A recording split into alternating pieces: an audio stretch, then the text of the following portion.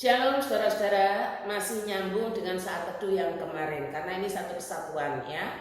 Cara Tuhan memulihkan kondisi kita yang buruk, kondisi kita yang terpuruk dengan membuka kembali, menyingkapkan kembali firman Tuhan apa saja yang pernah Tuhan lakukan di masa lampau. Iman itu berkesinambungan. Itu cara Tuhan memulihkan kita. Itu cara Tuhan membangkitkan semangat kita. Apa yang sudah Tuhan singkapkan ada dalam Alkitab, semua ada di sana dengan terang. Tuhan tidak pernah menyingkapkan dengan cara-cara yang lain. Tuhan tidak pernah memakai sarana yang lain. Karena itu mantapkan iman pada cara Tuhan. Mantapkan iman kita, yaitu pada apa yang disingkapkan dalam firman-Nya.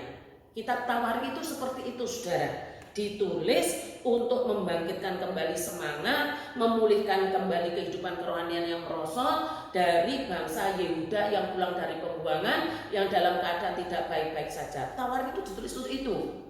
Caranya gimana? Membuka kembali apa yang sudah pernah Tuhan kerjakan di masa lalu. Nah, sekarang kita masuk dalam pasal 4 dan pasal 5.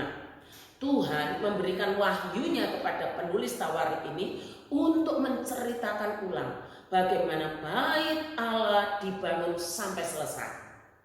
Dan di pasal 5 ayat 1 ditulis, maka selesailah segala pekerjaan yang dilakukan Salomo untuk rumah Tuhan itu. Kemudian Salomo memasukkan barang-barang kudus Daud ayahnya dan menaruh perak, emas dan barang-barang itu dalam perbendaharaan rumah Allah. Selesai di pasal 5 ayat 1. Tujuannya apa saudara? Supaya umat yang kondisinya terpuruk itu segera melakukan firman Tuhan. Jangan ditunda-tunda lagi, segera kerjakan sampai selesai. Dalam proses yang mau bekerja itulah pemulihan terjadi. Jangan dibalik ya saudara. Kalau sudah dipulihkan saya bekerja, bukan. Iman itu nurut dulu. Seringkali kita mau pulih tapi nggak mau ikut apa yang Tuhan katakan. Ini yang sering terjadi. Padahal pemulihan itu akan saudara dan saya alami bersamaan dengan kepercayaan kepada Allah dan firman-Nya. Baru terjadi pemulihan. Kalau saudara tidak percaya tidak bisa, dan ini dibuktikan oleh bangsa Yehuda yang pulang dari pembuangan. Semakin mereka mengulur-ulur waktu, tidak segera melakukan firman Tuhan, tidak mengikuti firman, ya mereka makin terpuruk. Mereka makin terpuruk karena banyak sekali alasan dan dalih. Makin terpuruk dan mereka nggak keluar dari kondisi yang buruk itu. Sebaliknya saudara, makin segera mengerjakan apa yang Tuhan perintahkan, apa yang Tuhan inginkan, apa yang Tuhan firmankan, maka kondisi mereka makin cepat membaik, makin cepat pulih. Tuhan tidak senang dengan orang banyak dalih. Karena orang banyak dalih itu seringkali malas ya saudara. Jangankan Tuhan, kita aja kalau ada orang yang banyak dalihnya itu kan tidak suka.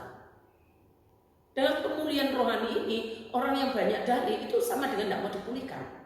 Contohnya begini saudara, contohnya ada orang yang mengeluh dalam hidupnya. Duh, hidup kok ya begini-begini ya. Sepertinya harapan-harapan di masa depan itu tertutup semua, suram begitu. Nggak ada kepastian hidup, nggak ada hasrat untuk hidup rohani, semuanya rasanya gimana? Kita pernah dengar ya orang yang mengeluh begitu. Atau barangkali saja saudara sendiri dalam keadaan seperti itu. Atau mungkin saja saudara mengalami keadaan yang bahaya, keadaan yang terancam, keadaan yang tidak baik-baik. Mungkin saja. Maka melalui firman Tuhan hari ini, Tuhan mau supaya saudara datang dulu kepada Tuhan. Bahasa saya itu counseling dulu sama Tuhan. Cari firman-Nya. Jangan bingung curhat ke sana kemari. Counseling dulu sama Tuhan. Karena Tuhan sudah menjawab, sudah memberikan firman-Nya dengan membukakan kembali apa yang Tuhan sudah kerjakan di masa lalu. Iman itu berkesinambungan. Cari Tuhan dulu, cari firman-Nya dulu, temukan jalan-jalannya. Tuhan sudah buka di sana. Apa yang sudah Tuhan kerjakan di masa lampau akan Tuhan terus kerjakan. Ikuti itu, ikuti firman-Nya. Maka pemulihan akan terjadi ketika saudara percaya, dan mengikuti firman-Nya. Orang yang percaya kan ikut firman. Orang yang tidak percaya kan banyak dalih, tapi tidak mengikut firman. Termasuk ketika saudara punya kemauan, saudara punya keinginan. Kan keinginan Tuhan itu sudah dibukakan di dalam Alkitab, di dalam firman-Nya. Coba cek keinginan saudara dengan keinginan Tuhan. Cocok enggak? Nyambung enggak keinginan saudara dengan keinginan Tuhan? Kalau misalkan enggak nyambung, enggak cocok, wah ini berlawanan, mundur. Mundurlah, jangan maksa. Kalau saudara maksa, Tuhan harus menuruti saya, saudara jatuh loh. Sudah jatuh makin jatuh, sudah terpuruk makin terpuruk karena saudara maksa. Dan itu bukan jalan Tuhan. Kalau memang nggak cocok dengan cara Tuhan, mundur. Berarti saudara sudah bangun itu. Karena saudara tidak menentang Tuhan. Ikuti apa yang menjadi keinginan Tuhan. Saudara pasti akan mengalami kebangunan rohani. Kalau saudara sudah jelas sekali jawaban Tuhan, jangan maksa dengan keinginan sendiri. Kalau saudara maksa dengan keinginan padahal itu melawan, tidak heran saudara makin terpuruk dan tidak pernah keluar dari keterpurukan. 2 Tawarik ini saudara melukiskan keindahan cara kerja Tuhan. Pasal 3 dicatat mulai bangun. Bait Allah yang megah, yang besar, yang luar biasa. Pasal 3 dicatat. Pasal 5 ayat 1 selesai. Apa artinya? Ayo segera bekerja. Segera ikuti firman-Nya supaya makin segera terjadi pemulihan. Yang memulihkan itu Tuhan melalui firman-Nya. Pemulihan itu bekerja dalam proses. Kiranya Tuhan menolong kita, makin memantapkan iman kita, dan Tuhan memberkati kita sekalian. Jangan tunda-tunda untuk ikut Tuhan dan firman-Nya.